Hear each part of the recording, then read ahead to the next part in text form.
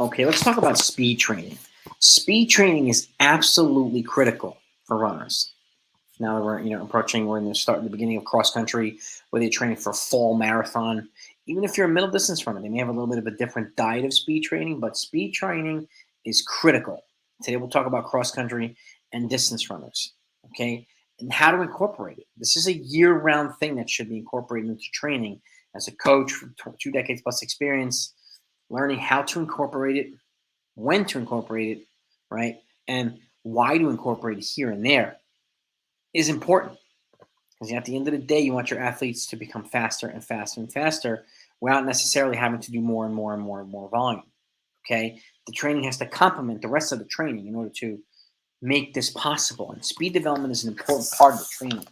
So I want to go over some things. And again, if you're a coach or an athlete, you're not subscribed to this channel, please do yourself a favor and subscribe to this channel. Okay, we're doing live streams for anything that you're interested in. We'll do a live stream for it.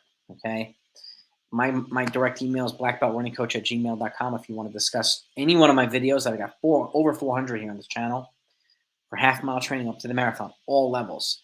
No matter what you want to discuss, we can do a Zoom video, we can do a live stream, whatever you want.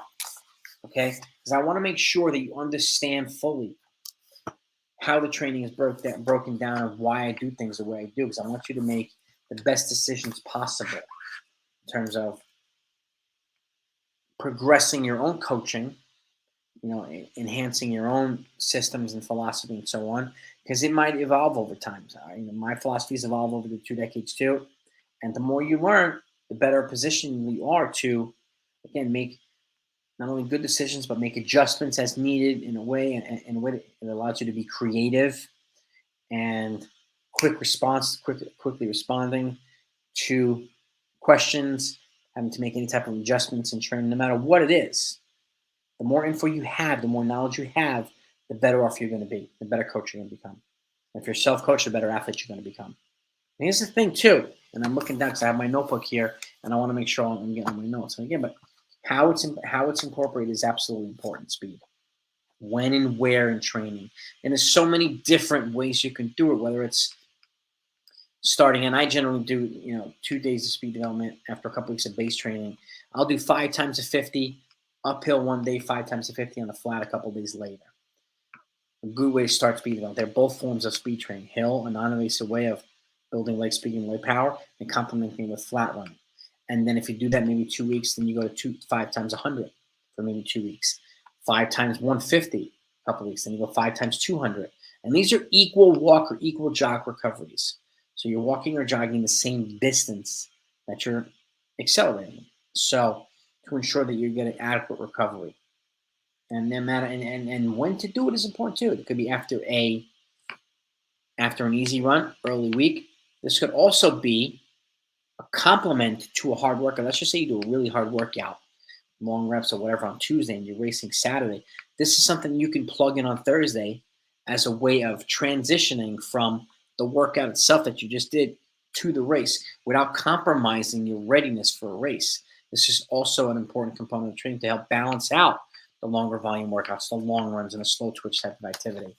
This helps complement that and put you in a position to transition from this level of training to the next level of training to go completely harder. Because there's certain workouts I've learned over time too from other coaches as well, that you're doing hard 400s the week of a race sometime, or hard 300s, whatever it might, especially during a cross country race. It might take a little bit of the sharpness out of your legs. So that's a workout that's best, probably for the week prior, about 10 days out, and then you can transition nicely into the race itself. So it's a good way of doing it. And that's what I mean, when to plug in the workouts and when to plug in the speed development around it. This is also something you can do, like I said, after an easy run, or at the end of the tempo, at the end of threshold reps, at the end of VO2 max reps, whatever it might be, whether it's 150s or whatever it might be. It's a great way of simulating the end part of a race to teach you how to accelerate and to pick up the pace when you're already fatigued. That simulates the end part of a race, right? When you're trying to finish, you're trying to kick, and you're trying to run hard towards the end and take the kick out of some of the other kickers. These are all components of speed development. And again, when to do it is absolutely important. You can even do it as a a workout pace finder. What do I mean by that? And I say this before, like I encourage folks to do. Let's just say you're doing um, 5 times 800 or 6 times 800 at 3K pace with a 2 minute recovery. That's the workout. Well, I encourage folks to do 3 times 200 at the 3K pace or 2 times 200 at the 3K pace to help identify the pace that you're going to run for the workout. So then you can easily transition to the workout and not have to use part of that workout to find your pace. Now we can maximize every rep. And then you can bookend it on the back end. And now you can drop an event. So let's just say you ran in a 3K pace in the beginning before the workout. You can run 2 or 3 of them at mile pace at the end of a workout to simulate accelerating. Okay.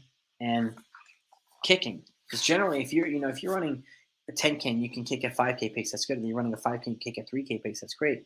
You run a 3K, you can kick at mile pace. That's great. You run a mile, you can kick at 800-meter pace. That's great. That's why you're moving down an event at the end of a workout, no matter what it is a good idea if you're doing things like 2 or 3 times a 300, a 200, you do a 200, or you're doing some progression 150s or hundreds or whatever it might be. And you can run them faster at the end than you did in the beginning. That's another component of speed development, and putting it at the right part or in the right places at a workout. So this is where that coaching with the eyes comes in handy instead of just coaching with the watch. So if this makes sense, let me know. Give me some feedback in the comments. I want to know what your thoughts are here. Your thoughts and your insights are important to me. As a coach, I learn from you folks too. You not only learn from me, it's the vice versa.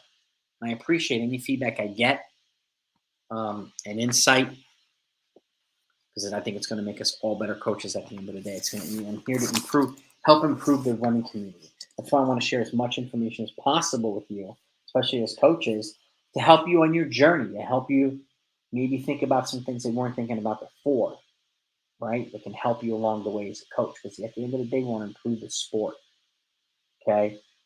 And that's, to me, the bottom line. It really, really is the bottom line. So, again, progressing from 50s to hundreds to 150s to 200s, like gradually, and giving your athletes maybe a 2 week period at each level of distance, so they can get used to running or accelerating that distance before adding volume to that acceleration process too. So, um, it's better than, last thing you want to do is add volume and intensity at the same time. You can add volume by maintaining the same intensity, particularly as it pertains to speed development. It's a good idea. So I hope that I encourage you. I hope that you consider doing that. Okay. And again, like I said, all jog or all walk equal recoveries to make sure that you're recovering properly. Okay. Um, there are progression 150s where each 50-meter segment gets faster. It's something you can do towards also the end of a tempo run or after a threshold workout or whatever to help you teach your athletes changing gears, right, at the end of a race. And when the competitors don't think you have another gear, but you do because you trained it repeatedly. Okay, that's what progression 150s are. It's also a component of speed development, where each part of it gets faster, taking the kick away from the kickers, taking that sting out of their legs. Okay, this is an area where, especially if you're a distance runner going down to a little bit more of either a middle distance race or a distance race where middle distance runners are moving up. This teaches you how to be on par or on level with some of the middle distance kickers. And so if middle distance kickers there at the end of a race, a lot of times the distance runners are in trouble. This is why training speed development in a couple different ways is absolutely important. Maybe you can kick from 600 meters out, 500 meters out, and you run a hard rep at the end of a workout, or whatever it might be. You learn how to do this. That's why I'm a big proponent of the progression 150s. Each year, you increase it towards the end of a race. And that's when you can take the sting out of the kick, out of a lot of the middle distance runners who tend to be known for having good kicks. So just a thought. I encourage you to consider it. Okay. And again, you can use this in a lot of different areas. Again, after an easy run, as a complement between a hard early week workout and a race that weekend on Saturday, right? Plugging in between there on a Thursday. At the end of a workout, to help accelerate. So there's a lot of different ways to use it. The question is, how do you use it? When do you use it? And why? That's why speed development is so important. So I hope I gave you a couple of things to think about here. And if you have questions, load up the comments. Reach out to me, blackbeltrunningcoach@gmail.com. If you have questions, I'm happy to help answer anything that I can. So I do hope you found it helpful. If you did, hit the thumbs up. It's greatly appreciated. I'm trying to get to 3,000 subscribers by the end of the season, and your help's greatly appreciated. It means the world. So I thank you for it. If you haven't subscribed to the channel, I hope that you do that, that way you don't miss anything. So especially the live streams where the conversation, I can give you more specific information live time. If you have, and that way, if you have multiple questions, I can be here to answer every one of them for you, without you having to wait a long period for an answer, for a response. I'm right there. So, and I'll do it once every other week or once every week or something like that, especially if I have requests to do certain live streams. So like right now we're in cross country. I might have a couple cross country live streams. Training for 8K or 10K, even 5K. But if you have any questions and requests, load up the comments. Let me know. But have a great season, gang. Train hard, train smart, stay healthy, and I'll talk to you next time.